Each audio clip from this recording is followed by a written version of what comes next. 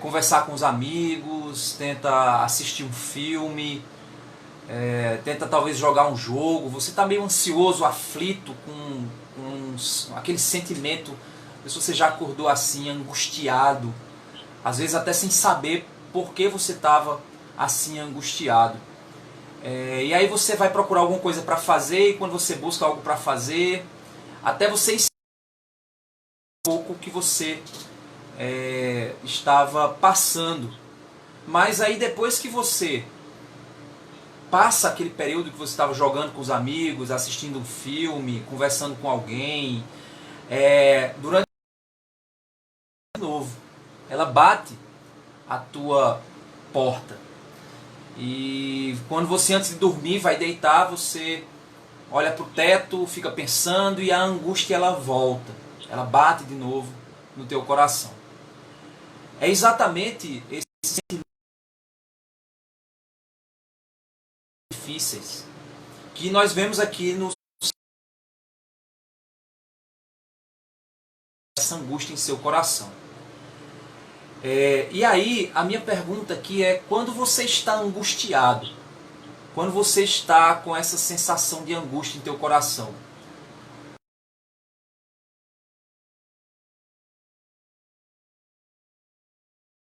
em quem você espera? Então é exatamente diante disso que a gente vai ler aqui o Salmo 13.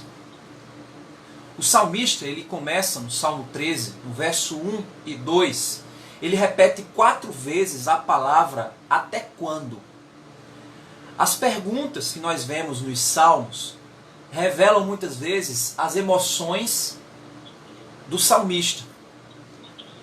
E o fato do salmista perguntar até quando 4 vezes revela no coração do salmista a dúvida proveniente da angústia, da ansiedade que ele estava enfrentando naquele momento, do sentimento de angústia que ele estava enfrentando naquele momento. E a primeira pergunta que o salmista faz no verso 1 é: até quando, Senhor, te esquecerás de mim? Será para sempre? Ele pergunta: será que Deus me esqueceu? Será que Deus ele está ocupado com outras coisas e talvez eu não seja tão importante para Deus? Ele pergunta: será que Deus não se lembra de mim? Será que Deus não lembra que eu existo?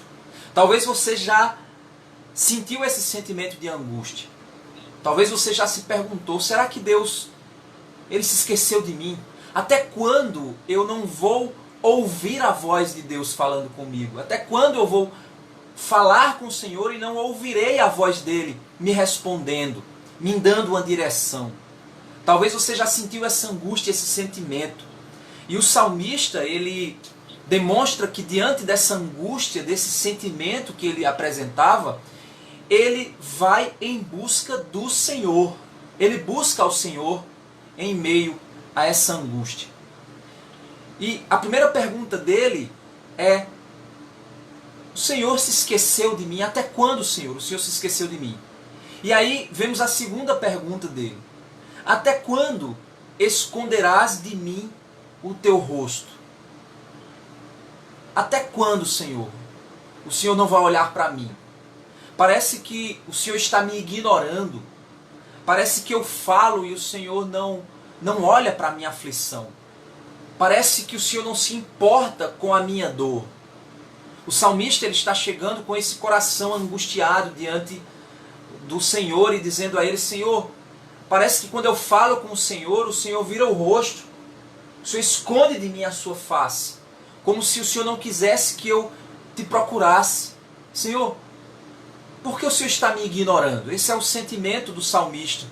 Na sua segunda pergunta: até quando? A terceira pergunta do salmista é: até quando, Senhor? Estarei relutando em minha alma, com tristeza no coração a cada dia. É interessante que ele pergunta: eu estou lutando, Senhor. Estou lutando comigo mesmo. Estou lutando com as minhas limitações, com os meus medos.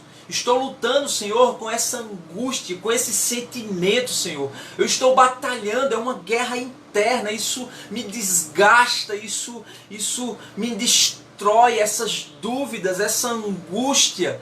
Ele afirma aqui no verso 2, até quando eu estarei relutando em minha alma estará vacilante em suas emoções. Até quando, Senhor? Até quando eu lutarei com a tristeza do meu coração a cada dia? É o que ele diz no verso 2, na parte A. E aí ele entra na quarta pergunta. Até quando o meu inimigo se exaltará sobre mim? Até quando aqueles que desejam a minha derrota, aqueles que talvez querem ver as minhas fraquezas, aqueles que talvez torcem pelo meu mal, até quando, Senhor, esses inimigos eles se exaltarão? Eles irão afirmar categoricamente que são vitoriosos sobre mim, que conseguiram de fato me destruir, que conseguiram de fato prevalecer contra mim, apesar de eu estar vivendo uma vida santa, apesar de eu estar te buscando, Senhor, apesar de eu estar buscando fazer a tua vontade, Pai. Mas até quando esses adversários eles poderão me olhar de cima para baixo e dizer assim: eu consegui destruir você, eu consegui te derrotar? Então nós temos 4 perguntas. 4 perguntas que revelam o coração do salmista se aproximando do Senhor e expressando a sua angústia. A primeira é: parece que Deus não lembra de mim, eu estou sozinho. A segunda é: eu falo com Ele, mas Ele não me ouve, Ele me ignora. Parece que Ele me ignora. Até quando, Senhor? A terceira pergunta é: eu estou lutando contra as minhas emoções e minhas limitações, Senhor. A minha alma está batida e eu luto com o meu coração, Senhor. Eu luto com os temores, as deficiências da minha fé, a minha incapacidade, as minhas incapacidades. Eu luto contra isso, luto contra essa tristeza, Senhor. Até quando, Pai, os inimigos eles vão olhar de longe para mim e dizer assim: olha aí o servo de Deus, olha aí a condição que ele está. Até quando, Senhor, eu viverei assim? Então, irmãos, nós estamos passando por circunstâncias difíceis. Talvez você aí da sua casa, você está com o seu coração aflito mediante essas circunstâncias que nós estamos passando. Não sei se você parou para pensar, ponha, como eu já falei nas redes sociais para quem me acompanha, ponha as suas paixões políticas de lado, pelo amor de Deus. Pense racionalmente. Não vá na onda da rede social, não vá na onda do ódio da rede social. Para você manter sua sanidade mental, pare de ficar lendo comentários de pessoas que estão inflamadas pelo ódio, pelas paixões políticas. Cuidado com isso, porque isso vai contaminar tua alma, isso vai destruir tuas emoções, isso vai te fazer cair, te fazer pecar. Porque nós estamos vivendo num período de crise, onde as pessoas estão em casa, talvez desesperadas, talvez vivendo dia após dia sem saber o que vai acontecer adiante. Nós estamos vivendo um medo com relação à saúde pública, mas também um medo com relação à economia. Porque a gente pode, a nossa situação, irmãos, ou nós morremos com o vírus, eu estou exagerando a situação, ou nós morremos com o vírus, ou nós morremos de fome. E aí, o que fazer? Essa é a grande situação. É isso que tem dividido o Brasil, que tem feito essa batalha política que a gente tem visto. E aí, isso com certeza, o mar está revolto, as lideranças políticas estão brigando de um lado para o outro, de um lado para o outro, trocando farpas, poder, orgulhos, egos, mentiras, falsidades, vaidades, tudo isso. E nós estamos nesse mar revolto, somos pequenos peixes no mar revolto. Nós não sabemos se vamos para a rua e vamos morrer com um vírus. Não estou dizendo que... Não estou aqui falando, não sou biólogo, não sou médico para estar falando dos efeitos disso, do vírus e tudo mais. Ou então eu fico em casa e morro de fome porque a economia vai entrar em colapso. Talvez você esteja angustiado com isso. Talvez você esteja ansioso com isso. Talvez você isso tenha provocado no seu coração sentimentos que tenham te feito orar e chegar até o Senhor e clamar ao Senhor e E o problema, irmãos, é porque quando nós deixamos, nos momentos de angústia, de buscar ao Senhor e nós vamos tentar outras alternativas, não resolve a angústia do nosso coração. É exatamente isso que eu quero que você perceba no Salmo 13. Porque o salmista nos apresenta que ele, no momento de angústia, no momento de tensão, no momento de ansiedade, ele não foi para a rede social descarregar a raiva dele. Ele não foi para a rede social descarregar o ódio dele. Ele não foi para a rede social descarregar as opiniões e ser especialista e se sentir muito bem. Porque não, ele não foi fazer isso. Ele não foi para um amigo descarregar os seus pensamentos. Ele não foi para o psiquiatra, ele não foi para o psicólogo, ele não foi para isso. Ele foi para o Senhor. E ele olhou para o céu e disse: Senhor, estou angustiado. Mas o Senhor está escondendo o seu rosto de mim? O Senhor esqueceu de mim, Senhor? O que será de mim? O que será do meu futuro? Pai, me dá uma resposta, me dá uma direção, o que eu faço? Pai, por que eu te pergunto e o Senhor vira o rosto? Irmãos, entendam que isso são as emoções que afetam a nossa capacidade de perceber a realidade. O pânico, ele cega o homem. Quando nós alimentamos a nossa mente, é aquilo que Paulo diz em Filipenses, tudo que é bom, tudo que é amável, tudo que é de boa fama, seja isso que ocupe o vosso pensamento. Filipenses capítulo 4, do verso 4 ao verso 9, ele fala sobre isso.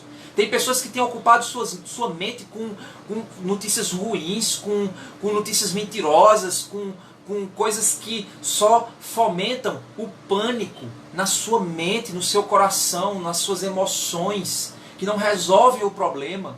E isso é o que faz muitas vezes a nossa mente se fechar à realidade da vida, se fechar porque nós estamos contaminados com as nossas opiniões, ideologias, com aquilo que a gente viu, com aquilo que a gente quer, com o mundo que nós queremos, não com o mundo que é.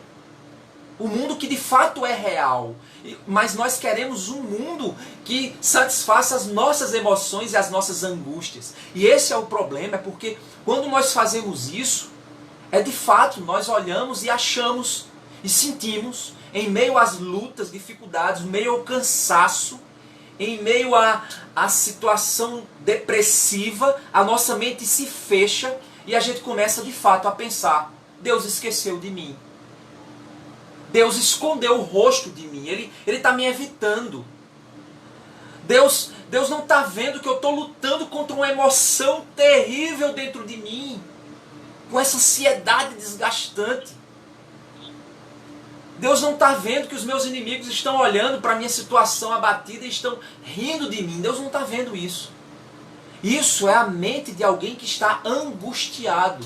É a mente de alguém que está perturbado, porque as circunstâncias são difíceis.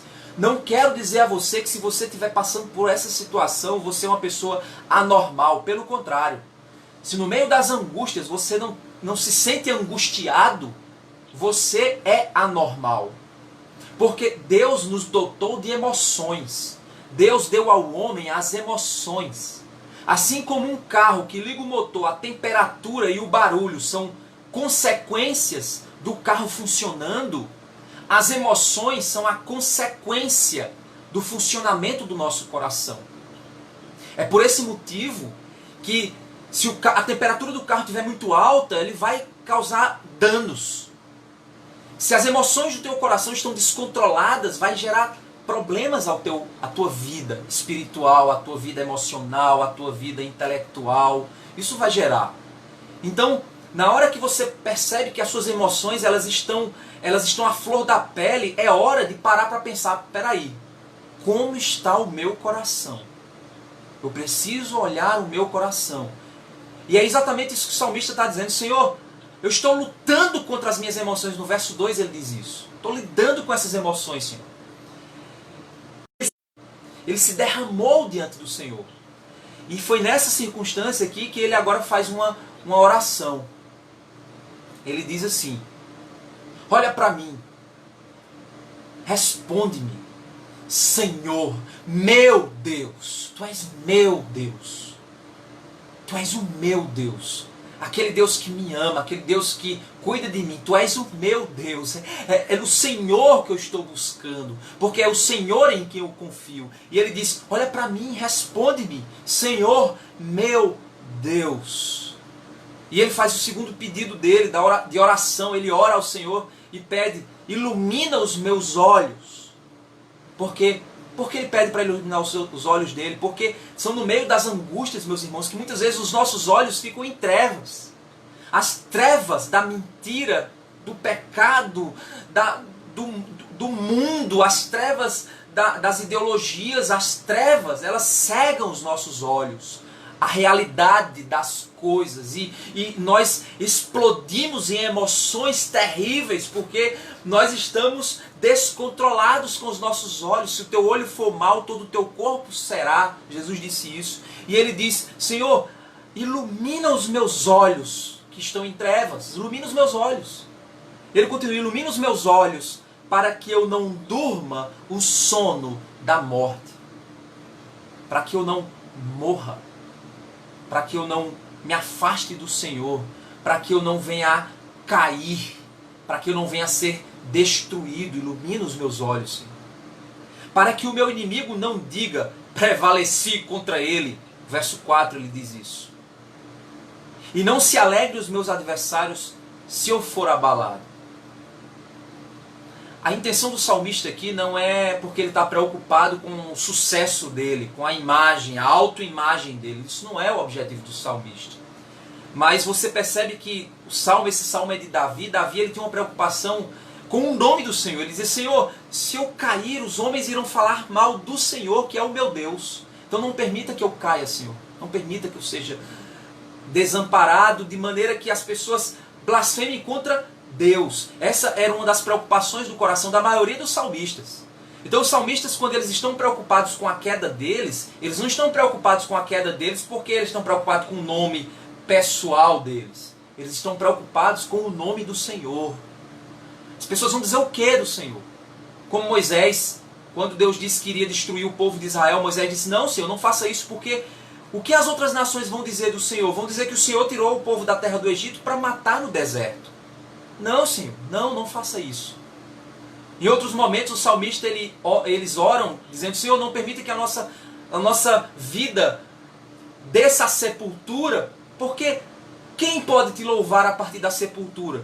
Então é como se dizer, Senhor, se eu morrer, a minha boca vai deixar de te louvar e os homens vão deixar de ouvir o teu louvor nos meus lábios. São essas as preocupações dos salmistas. E aqui a mesma preocupação, Senhor, os meus inimigos vão olhar e vão dizer, derrubamos o servo de Deus, destruímos o servo do Senhor. Não, Pai, não permita que isso aconteça. Não permita que seja assim. Não permita que eles se exaltem com os deuses deles, os ídolos deles, as perspectivas ruins que eles têm a respeito da vida e que nós cristãos tentamos apontar para o que é correto, e quando eles nos veem aflitos, eles dizem, cadê o Deus de vocês? Cadê o Deus de vocês? Vocês não disseram que o Deus de vocês é a esperança? E cadê a esperança de vocês? Por isso que Paulo diz, sejam sóbrios, sejam moderados, que a vossa moderação seja conhecida. E é aí, irmãos, onde o salmista, depois que no verso 1 e 2, o salmista se aproximou do Senhor, se lançou em terra e expressou o coração e abriu, derramou o coração dele diante do Senhor, dizendo, Senhor, até quando? Até quando, Senhor? É fato, irmãos, que Deus não havia esquecido o salmista, Deus não havia desamparado o salmista, não, mas os olhos do salmista estavam cegos diante da angústia que ele estava vivendo. E ele, mesmo assim, ele busca o Senhor e derrama-se. Angustiado, diz Deus. Meus irmãos, quando você for buscar o Senhor, derrame o seu coração. Se você está duvidando das mãos de Deus, diga, Senhor, eu estou duvidando de Ti, Pai. Pai, tira isso do meu coração, tira essa dúvida de mim, Pai. Tira essa incredulidade do meu coração, Pai. Eu não estou entendendo o que está acontecendo. No meio da angústia, abra o seu coração. Derrame o seu coração aos pés do Senhor. O salmista fez isso no verso 1 e 2. Depois ele eleva os seus olhos para os céus e começa a pedir ao Senhor. E ele começa a dizer, Pai, responde a minha oração. Tu és o meu Deus, Tu és quem cuida de mim, Pai. Ilumina os meus olhos, pois eles estão cegos pela angústia, pelas emoções, pelo pecado, por tudo isso, Pai. Eu estou ficando cego pelas ideologias, pelas notícias fantasiosas, pela internet, por tudo aquilo que me cega, Pai. Então, não me deixe dormir o sono da morte, de maneira que os meus inimigos olhem e me vejam agindo de maneira errada, ou me vejam em pecado, ou me veja caindo, ou me veja frustrado e diga assim, olha aí, esse cara não disse que é crente?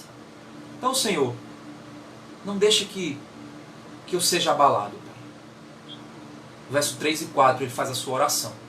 E é no verso 5 e 6 que ele agora conversa com a própria alma dele, lembrando do que Deus fez. Olha só que interessante. É agora onde o Espírito de Deus passa a falar ao coração do salmista de maneira tão poderosa, que o salmista passa a dizer para si mesmo. Ele diz, quanto a mim, confio na Tua graça, que o meu coração se alegre na Tua salvação. Irmãos, a palavra-chave para esse trecho aqui é graça de Deus. Favor imerecido do Senhor. Se você ainda não conhece o Senhor Jesus como teu Senhor e Salvador, você não sabe o que é graça. Pare de tentar ser salvo por suas obras. Pare de tentar ser salvo pela sua religião. Você nunca será salvo por ser uma boa pessoa. Você não é uma boa pessoa, você é um pecador. Eu sou um pecador, eu não sou uma boa pessoa. Você não é uma boa pessoa, você é um pecador. E os pecadores merecem a condenação eterna e não o céu. Mas Deus, que é infinito em misericórdia, concedeu o seu Filho, Jesus Cristo, para morrer pelos nossos pecados e para nos dar acesso à graça de sermos salvos, não pelo que nós fizemos, mas pelo que Ele fez na cruz do Calvário. É Ele, é a obra dEle. É a graça dEle, é o poder dEle que me salvou. Então, irmãos, a graça é como o pico de uma montanha, onde o salmista está do outro lado da montanha, onde está escuridão, e ele começa a subir essa montanha. E a graça é quando ele chega no pico dessa montanha que ele consegue ver o outro lado, onde o sol ilumina toda aquela linda paisagem que ele vê. A graça é esse momento, é o ápice. É aquilo que provoca no coração do salmista uma mudança, uma diferença de percepção. Quando ele diz, eu confio, Senhor, na Tua graça, eu não mereço, eu sou frágil, eu sou fraco, eu sou falho. Mas a Tua graça é a minha confiança. É nela que eu olho e vejo o poder de Deus para a salvação de todo aquele que crê. É na Tua graça que eu tenho esperança, Senhor, porque eu posso estar angustiado e aflito. Eu posso estar louco das ideias devido às lutas que eu passo, Senhor, mas a Tua graça me refugia. A Tua graça é o meu refúgio. É a Tua graça. E Ele diz que o meu coração se alegre na Tua salvação, Senhor. Porque é a Tua graça que me faz ser o que eu não sou. O Teu Filho me faz ser o que eu não sou. Eu não sou Jesus Cristo. Mas a graça de Deus faz com que Cristo viva em mim. E que assim, pela graça, eu me torno filho de Deus por adoção. Eu era uma criatura de Deus, cega em meus pecados. Mas quando eu conheci a graça, reconheci o meu pecado e me entreguei a essa graça, o Senhor me salvou. E eu me alegro nessa salvação, porque se não fosse ela, a minha angústia nunca iria passar. Só as trevas iriam cada vez mais a me afundar em depressão, em destruição, em angústia, em sofrimento. Mas não, Senhor, quando eu olho para a Tua graça, para a Tua salvação, eu vejo esperança, eu vejo futuro, eu vejo bondade, eu vejo amor. E aí no verso 6 ele levanta-se da oração, como se ele levantasse da oração dele, dizendo, cantarei ao Senhor, porque Ele me tem feito muito bem. Cantarei ao Senhor, porque Ele tem me feito muito bem. Meu irmão, você já olhou para o passado da sua vida? Você já olhou para quantas vezes Deus te alcançou em graça? Quantas vezes Deus te libertou de angústias? Você já olhou por quantas bênçãos o Senhor já te abençoou? Porque o Senhor nos tem feito muito bem, porque Deus é bom o tempo todo, e o tempo todo Deus é bom. Você já olhou para a bondade do Senhor? Então, meus irmãos, diante disso eu quero te apresentar aqui o passo a passo para a oração que nos liberta da angústia. Primeiro passo: quando você estiver angustiado, se ajoelhe aos pés do Senhor.